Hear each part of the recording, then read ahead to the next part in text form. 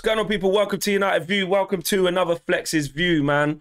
I've got a bit to get off my chest. This Martial madness is dragging on. I've got some lines to bring you from talking to the club about the Martial situation as well. I want to bring you guys up to speed with that.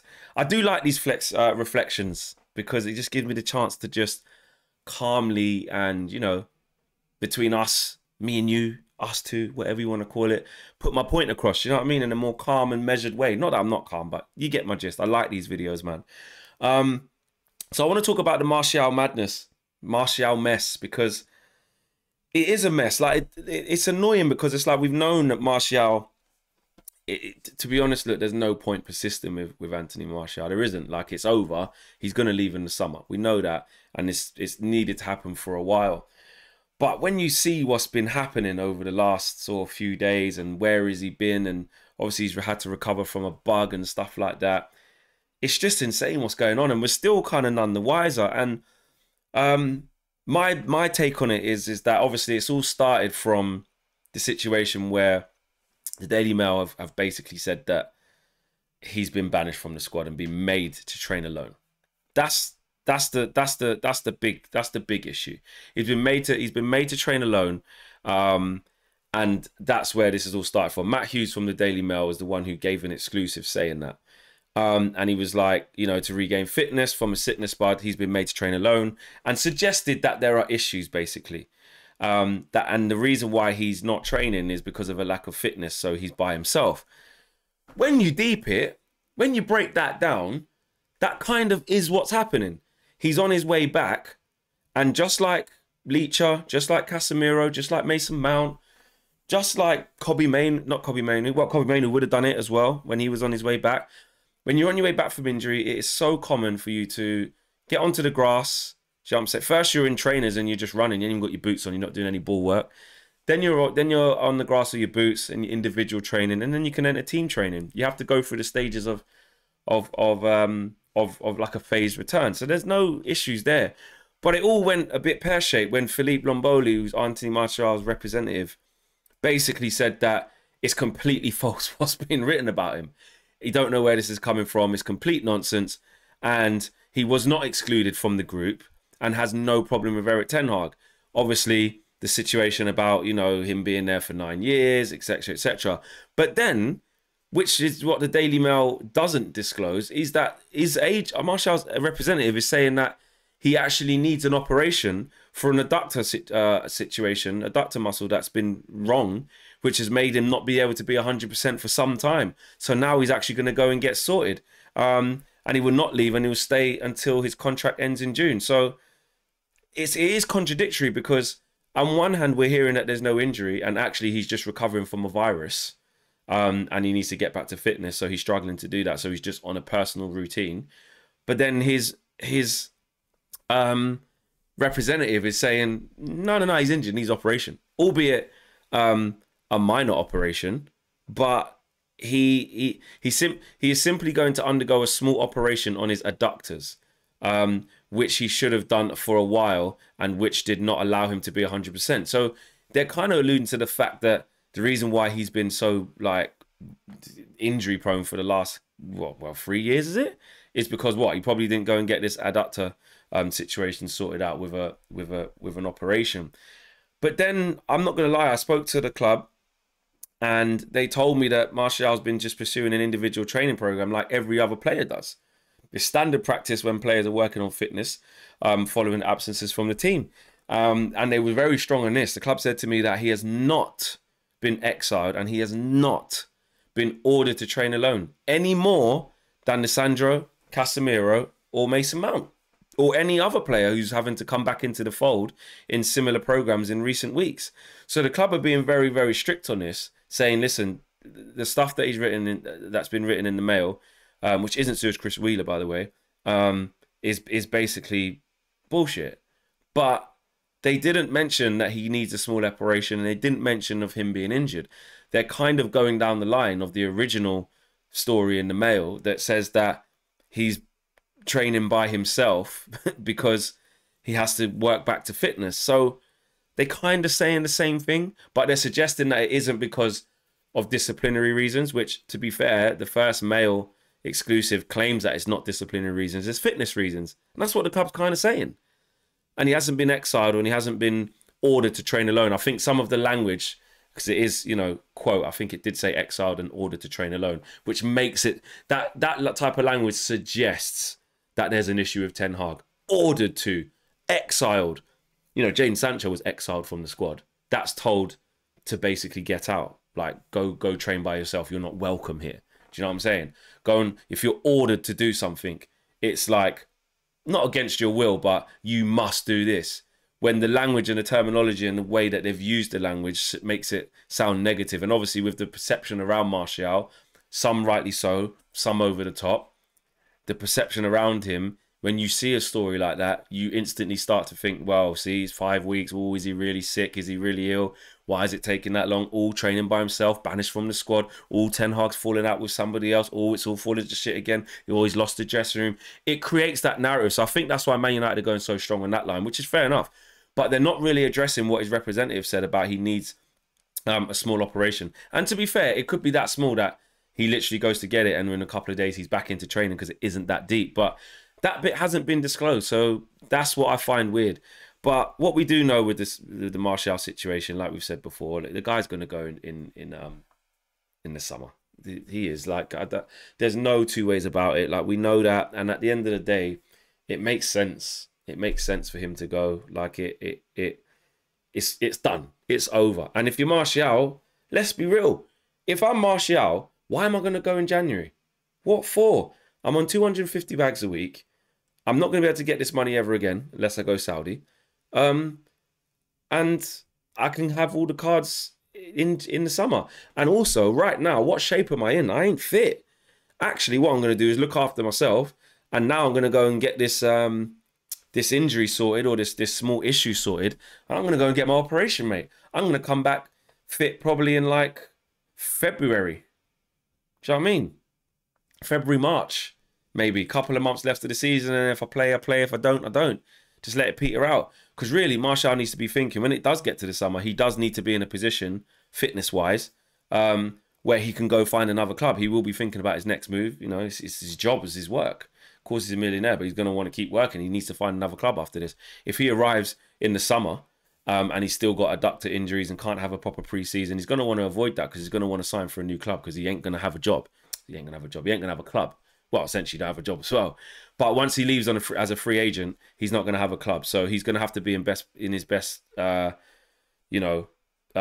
of himself, which he hasn't been for almost 3 years at Man United. So I think, and this is just my opinion, by the way, I think he's chosen this time to go and get this sorted after a long layoff with the illness for 5 weeks, which we've been told it was a bug, and a lot of players did have it, but he's had it for 5 weeks apparently.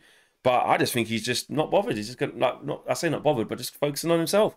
Yeah, I'm gonna go and get this adductor sorted out. May as well go do that. May as well take an extended period off and make sure I'm right. And again, it's our own fault. If you're gonna blame someone for this, yeah, you can say, "Oh, Martial's attitude. How much does he want the shirt back off Hoyland and all that?" But the guy's been here like 9 years, isn't he? Something like that. Like going nearly 10 years he's been at Man United. So it's over. But you know, blame Man United, and it's Man United. We're in a position where we've had to make sure we don't renew his contract or trigger the extra year, and let it be. Let him leave for free. That's us. That's part of us undoing all of the mistakes that we've made with contracts in the past. So it is a bit of a Martial mess. We don't know when he's going to be back. It'll be interesting to see. I mean, the next press conference is not going to be for the FA Cup game in a week's time. That game's what, next week Sunday, so there's at least till Friday, next week Friday, a week today, maybe even Saturday. There's not going to be a presser till then, so we'll have to see how this one plays out. And because actually what's interesting about this is Erik Ten Hag ain't said a thing. This hasn't come off the back of people asking Erik Ten Hag where Martial is, and he said, "Oh, he's training alone." This has come from the Daily Mail getting an exclusive, and then Martial's agents representative pushing back. So we'll keep an eye on this, but it is a mess. It is a mess. The second thing I wanted to talk about was Samuel Luckhurst's piece about Diogo Dalot. And not necessarily about Diogo Dalot, because most of it was about him, and I'll talk about Diogo Dalot in a second, because I think he's doing really well right now. But he also said in the piece that Crystal Palace and West Ham have both inquired about Wan-Bissaka. You know, had Luke Shaw not been injured recently, he would have been on the bench. And Wan-Bissaka seems destined to be the most expensive Englishman never to play for England, is what he goes on to say in his piece. But he went on to talk about Aaron Wan-Bissaka's character. He went on to talk about his personality and maybe lack of, and his lack of being able to talk to the media. And I'm going to like quote some pieces from his piece. He said, character cannot be underestimated. United staff have struggled to get Wan-Bissaka to engage with in-house media commitments, never mind with dedicated reporters. Sounds just like he wouldn't talk to you, so you're angry. An interview conducted during the San Diego leg of the preseason tour was 20 minutes long, and the answers were so short, there were nearly 50 questions. And then he goes on to basically switch it to Dalot to say he's the opposite. He's a big talker. He's got a rapport with matchgoers. Always goes over to the Stretford end. And the club are actually a bit conscious that he's becoming overtaxed, in Samuel Luckhurst's words, or actually in terms of a quote, he's probably got it from the sources, as there are a lack of willing talkers in the dressing room. I think that's really unfair. Personally, my opinion is, well, from first-hand experience, you guys have seen the interview we've done with Wan-Bissaka, and he was laughing, he was smiling, he was coming out of his shell a little bit. And on that day, it wasn't just me he spoke to United Stand that day. I think he spoke to Adam. He spoke to Adam McCullough as well from Stretford Paddock, and he went round and he done his media day. Yes, Aaron Wan-Bissaka's not the biggest talker, but I tell you what, he's a model professional. And when you want to talk about Dalot being the poster boy, and all of a sudden Dalot's now the man, which again, let's be real, he was supposed to be that long before this. And I rate Dalot. I'm going to get on to praising Dalot. Don't think I'm dissing Dalot, because I'm not.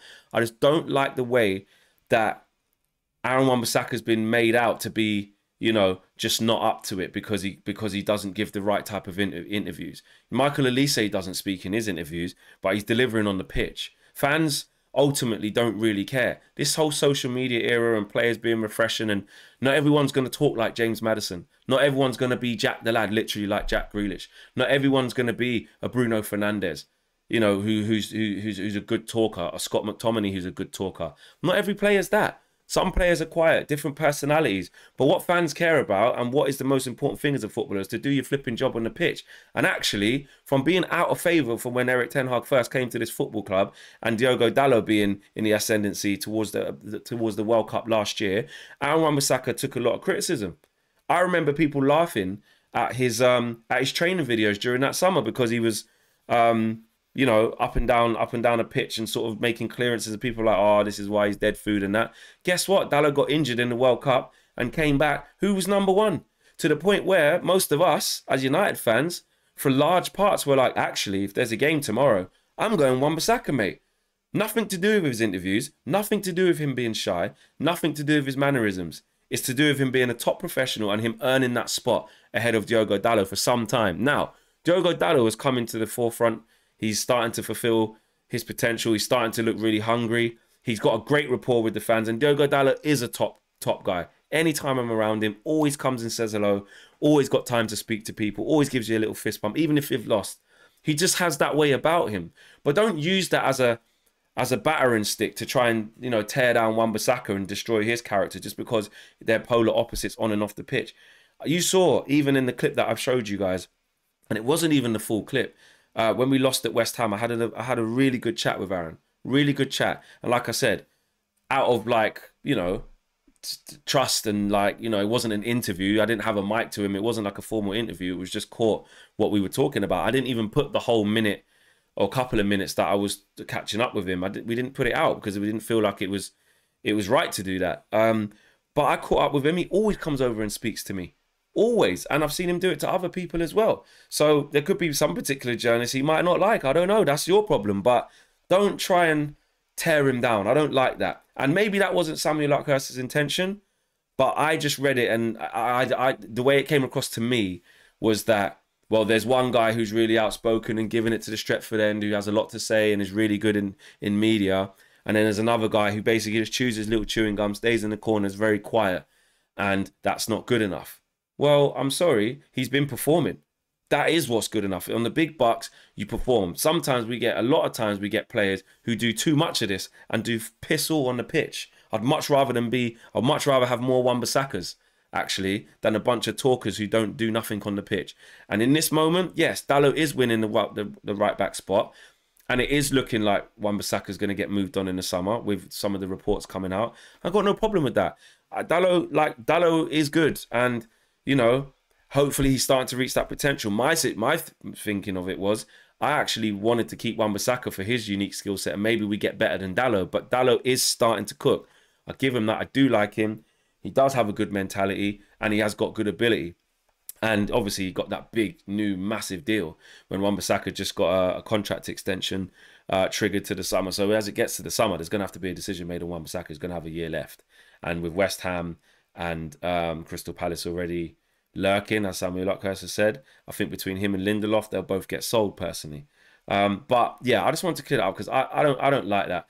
You know, these players are human beings. I've probably been guilty of it as well. The way we talk about players, we forget that they're human beings. That's not to let them off the hook, by the way, because I speak to any player face to face, and I will say, and I have said to players in the past, like, it's never personal. I only, you know, want to critique your performance. I'm never going to get personal. Never going to call you names. Never going to sort of question you as a man, because I don't know the players as a man. I come across them and have some good conversations with them, but that's unfair. So I just think it was painted in a way to kind of, you know, make it look like he's not good. He's not a good professional, and he is, Wan-Bissaka. So yeah, let me know what you think. Do you think that Samuel Luckhurst has a point? Do you agree with me? I don't know. Let me know. And let me know what you think about the Martial situation. I think I know what a lot of you are going to think about that. Anyway, smash a like on the video. Subscribe to the channel if you are new. Something good coming for you. 9 a.m. tomorrow, live Saturday morning. So make sure you guys are tuned in. You don't want to miss it. Nice little guest coming on as well that hasn't been on the channel for a little bit. So I know you guys are going to enjoy that. I'm out of here. Take care. Peace.